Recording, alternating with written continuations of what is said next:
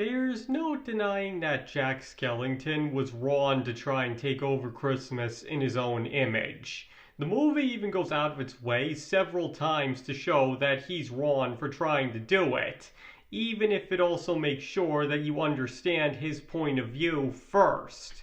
But despite that, there are people out there who try to make the claim that Jack isn't all that sympathetic when it comes to his attempted takeover of Christmas, to the point that some would say that he's no different than Oogie Boogie. However, in actuality, nothing could be further from the truth. Because while both Jack and Oogie Boogie do bad things, it's for entirely different reasons, and only one of them was doing it out of malicious intent. And today, I would like to explore this topic in more detail, to the best of my ability. What is it exactly that makes Jack Skellington the hero and Oogie Boogie the villain of The Nightmare Before Christmas? And obviously there are going to be spoilers ahead, so in case you haven't seen the movie yet, you should do yourself a favor and click off this video and come back to it after you have. Alright, so as I said at the start, the movie makes it very clear that Jack's obsession with taking over Christmas is a bad thing, and that his efforts are basically doomed from the start, as Sally's vision all but shows. But that being said, that doesn't mean that Jack is automatically the bad guy. Because for one thing, his actions are entirely understandable. It's not like he's a jerk who wants to take over or ruin Christmas just for the heck of it. Instead, we're shown that Jack is a man who desperately wants to try out something new because he no longer finds any happiness and fulfillment in Halloween. And we also see just how depressed he's become over it. So when he finds Christmas, which is exactly the kind of new and different thing he had been looking for, it's only natural that he'd become completely obsessed with it. My point is, his obsession and eventual decision to take over Christmas are presented as a man desperately trying to find fulfillment in his life again. So even if he's wrong for doing it, you can't help but understand and sympathize with him for it. Because that's the other important thing to remember here. Jack never intends to cause all of the problems he does by taking over Christmas. He even says as much after it all goes wrong. All he ever wanted to do was give everybody something great, and never wanted to cause any trouble. And this is so evident that even Santa Claus, who has every reason to be furious at him, doesn't take long to forgive him because it's so obvious that the disaster he caused wasn't intentional on his part. And this is only further backed up by just how overall nice and friendly he is to everyone. Seriously, for the ruler of Halloween, you honestly couldn't find a nicer guy if you tried. And that alone perfectly demonstrates how his attempts to take over Christmas are much more about him trying to live a new passion and experience something new, rather than out of anything resembling bad intentions. And if there was anything else to add, there's also the fact that he actually learns from the whole thing. Once he's blasted out of the sky and realizes just how big of a mess he caused, he takes responsibility for what he did instead of trying to hide or blame everybody else for it. And while he does note that nobody ever really understood, that's not him exonerating himself of guilt. That's more him just realizing that while he did create a mess, he shouldn't feel ashamed of himself because that wasn't what he intended to happen. Because as I just went over, he may have made a mess of Christmas, but that's not what he was trying to do. Meaning that his mistake shouldn't automatically make him a bad person. And from there, as I just noted, he decides to see the bright side of his experience. And not only does he learn to love Halloween and his role as the Pumpkin King again, but he also accepts that he must now fix the mess that he caused. In other words, He does what any good person would do when they screw up or accidentally do something bad. They take responsibility for it, try to fix it to the best of their ability, and see what they can learn from it.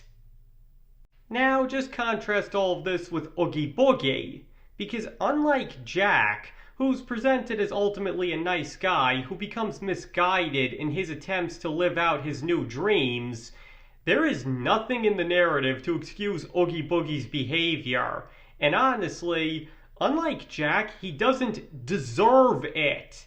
Because, long story short, from the moment he's introduced, he's presented as a sadistic jerk who happily tortures and kills people because it amuses him.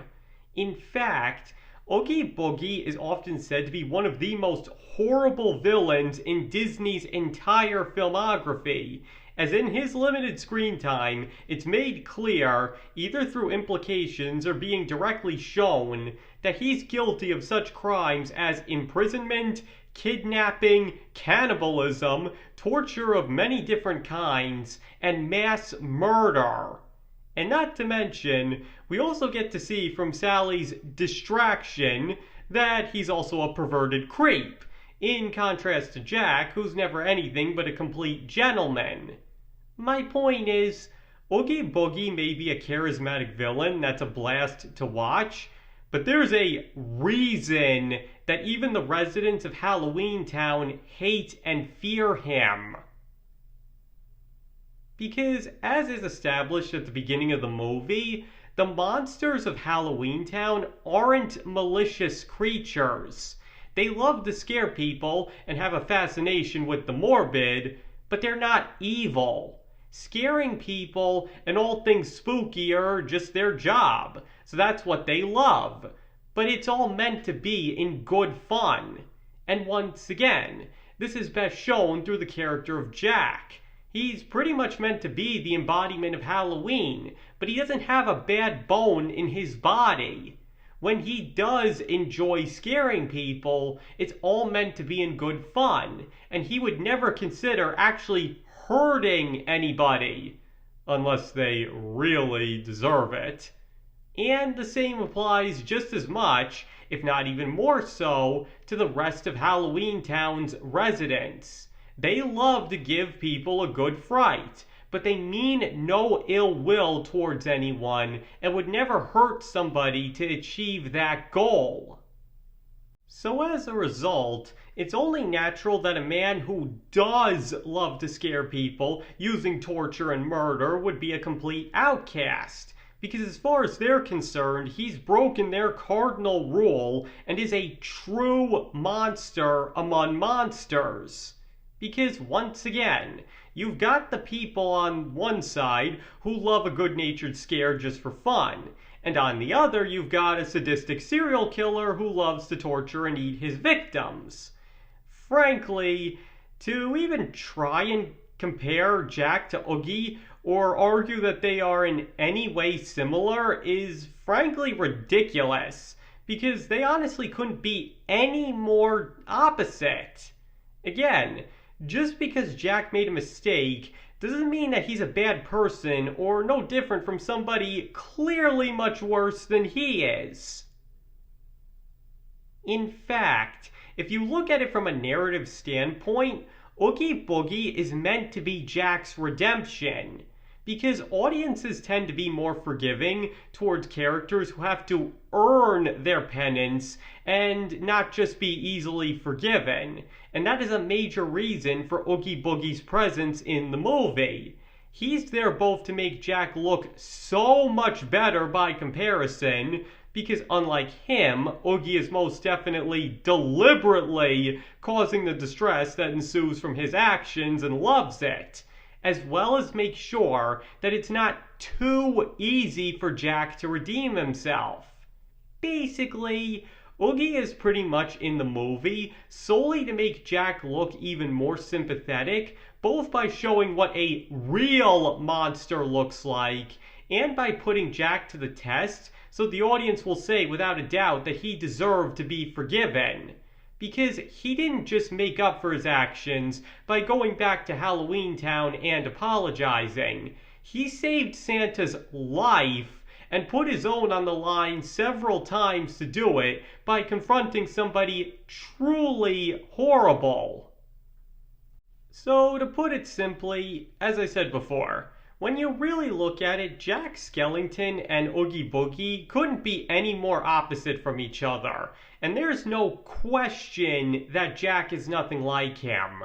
Because once again, there's a reason behind Jack's actions, and his intentions ultimately were good ones. So that alone makes him worthy of a lot more sympathy than Oogie Boogie could ever elicit. To put it simply, Jack only ever does the things he does out of a desire to do good, while Oogie isn't concerned with anything but perverted self-gratification at others' expense, and there is most definitely malicious intent behind his actions. And in the end, how could anybody honestly say that a good man who made a few mistakes in his attempts to find fulfillment in his life again is no better than a sadistic serial killer that tortures and eats his victims? Especially when said good man actively hates said bad man and takes him out himself when he's finally pushed him too far? Seriously. I could go on for hours as to why Jack is infinitely better than Oogie Boogie, but that right there pretty much sums it all up in a nutshell. Okay, I think that's everything I've got on that. So now I'd like to hear what you guys think. Do you believe that Jack Skellington is nothing like Oogie Boogie, and to even try and claim they are similar is completely absurd? Or do you believe there's something to the comparison some people draw between them? Please feel free to let me know in the comments below. And thank you all for watching. I really appreciate it, and I hope to see you all next time.